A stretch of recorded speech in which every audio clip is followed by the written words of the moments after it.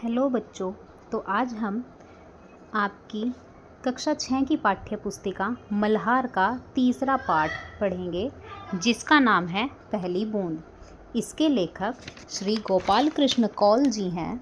पहली बूंद कविता में कवि ने बताया है कि जब भीषण गर्मी के बाद बारिश का मौसम आता है तो धरती को एक नया जीवन प्राप्त होता है। चारों तरफ हरियाली छा जाती है, प्राकृतिक छटा निराली हो जाती है। तो इस पाठ में कवि ने भारी गर्मी के बाद वर्षा ऋतु के आगमन पर धरती में होने वाले बदलावों की व्याख्या और उनका सुंदर वर्णन किया है। तो आइए कविता पढ़ते हैं। पहली बूंद। वह पावस का प्रथम दिवस जब पहली बूंद धरा पर आई, अंकुर फूट पड़ा धरती से नवजीवन की ले अंगड़ाई।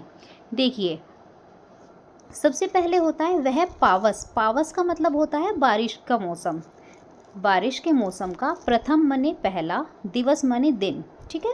जब पहली बूंद धरा, धरा मीन्स होता है धरती पर आई, तो कवि कहते हैं कि बारिश की पहली बूंद जब धरती पर गिरती है तो अंकुर फूट पड़ा धरती से नवजीवन की ले अंगड़ाई।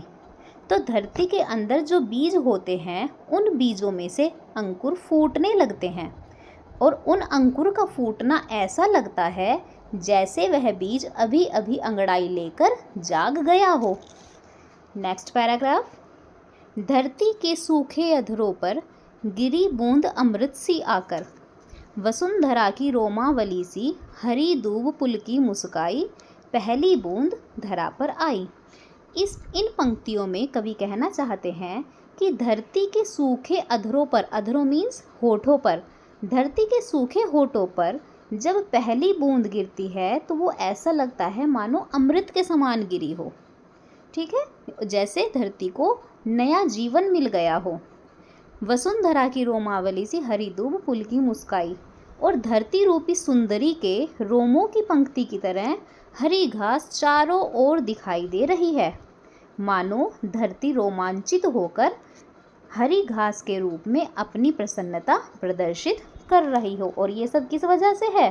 क्योंकि आज बारिश की पहली बूंद धरती पर आई है।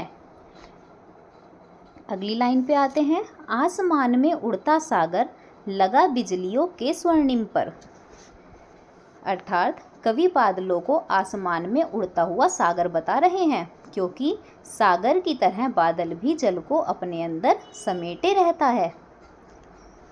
बजा नगाड़े जगा रहे हैं बादल धरती की तरुणाई, पहली बूंद धरा पर आई। बादल में जो बिजलियां चमकती है, यहाँ है ना लगा बिजलियों के स्वर्णिम पर, तो बादल में जो बिजलियां चमकती हैं उनसे ऐसा लग रहा है मानो जो समुद्र है, सागर है, वो बिजलियों के सुनहरे पंख लगाकर आसमान में उड़ रहा हो। और बादलों का गरजना सुनकर तो ऐसा लगता है मानो वे नगाड़े बजा बजा कर धरती की यौवनता को जगा रहे हैं। और ये सब किस खुशी में हो रहा है? क्योंकि पहली बूंद आज धरती पर गिरी है, अर्थात बारिश के मौसम की आज पहली बारिश हुई है। नीले नयनों साये है अंबर, काली पुतली से ये जलधर, करुणा विगलित अश्रु बहाकर धरती की चिर प्यास बुझाई, बूढ़ी धरती शस्य श्यामला बनने को फिर से ललचाई, पहली बूंद धरा पर आई। अब देखिए, पहले शुरू की दो लाइनों की मीनिंग पढ़ेंगे। नीले नयनों साये है अंबर, काली पुतली से ये जलधर। कवि कहते हैं कि ये नीला आसमान नीली आंखों के समान लग रहा है, और ये बादल इन नीली आंखों की काली पुतली के समान हैं। करुणा विगलित अश्रु बहाकर धरती की चिर प्यास बुझाई, और ये बादल धरती के दुख से दुखी होकर बारिश के रूप में आंसू बहा रहे हैं, और इन आंसुओं की वजह से धरती की प्यास भी बुझ रही है। बूढ़ी धरती शस्य श्यामला बनने को फिर से ललचाई, और इस तरह वर्षा का इतना प्रेम पाकर धरती के मन में फिर से हरी भरी होने की इच्छा जाग रही है। पहली बूंद धरा पर आई, क्योंकि आज बारिश के मौसम की पहली बूंद धरती पर गिरी है। इसके राइटर हैं गोपाल कृष्ण कौल जी। तो बच्चों, आपको पोयम बहुत अच्छी लगी होगी। बारिश का मौसम सभी को ही बहुत अच्छा लगता है। तो चलिए थोड़ा कवि के बारे में परिचय देख लेते हैं। श्री गोपाल कृष्ण कौल जी धरती के सूखे अधरों पर पहली बूंद के गिरने का अद्भुत दृश्य रचने वाले बाल साहित्यकार थे। उन्होंने बच्चों के लिए देश प्रेम, प्रकृति और जीव जंतुओं से जुड़ी बहुत सी मनोरम कविताएं लिखी हैं। अपनी एक अन्य कविता हम कुछ सीखें में वे कहते हैं, देश हमें देता है सब कुछ, हम भी तो कुछ देना सीखें। तो बच्चों, इन लाइनों के मतलब बहुत गहरे होते हैं। तो चलिए बच्चों, अब इस पाठ की एक्सरसाइज करते हैं। इसमें लिखा हुआ है, नीचे दिए गए प्रश्नों का सटीक उत्तर कौन सा है, उसके सामने तारा बनाइए। तो पहला क्वेश्चन है, कविता में नव जीवन की ले अंगड़ाई किसके लिए प्रयुक्त हुआ है?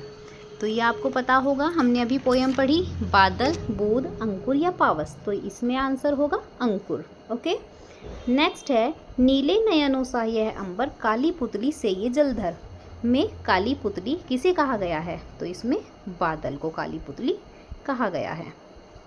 नेक्स्ट क्वेश्चन पर आइए, देखें यहाँ पे ये कविता की पंक्तियाँ दी हुई हैं और इनका भावार्थ दिया हुआ है। तो ये जो अंडरलाइन वर्ड्स हैं इनसे मैच करना है। आसमान में उड़ता सागर लगा बिजलियों के स्वर्णिम पर। तो उड़ता सागर किसके लिए यूज़ किया गया है?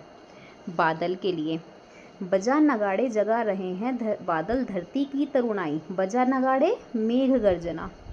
नीले नयनों सा यह अंबर, काली पुतली से ये जलधर। तो नीले नयनों जैसा कौन है? आकाश। वसुंधरा की रोमावली सी हरी दूब पुल की मुस्काई, रोमावली सी हरी दूब होती है।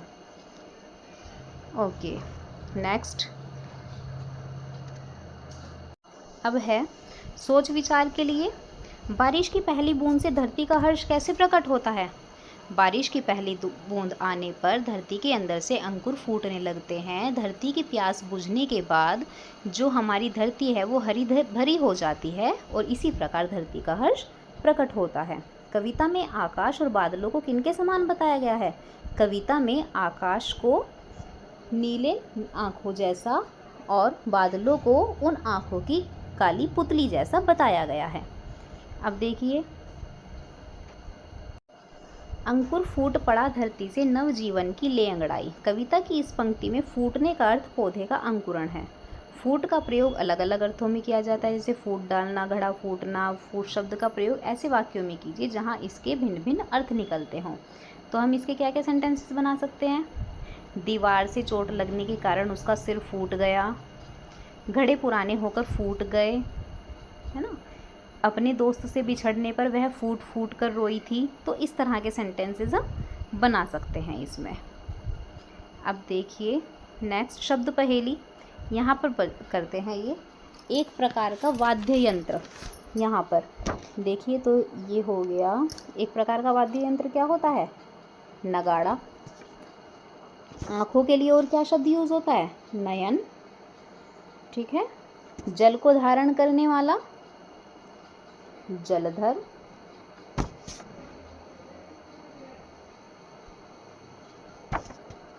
एक प्रकार की घास दूब। ठीक है। फिर है आंसू का समानार्थी अश्रु। और लास्ट है आसमान का समानार्थी शब्द। क्या होता है बच्चों? अंबर। ओके, ये सारे के सारे एक्सरसाइज हो गई आपकी। चलिए यहाँ पे ये आपका चैप्टर ख़त्म हो जाता है।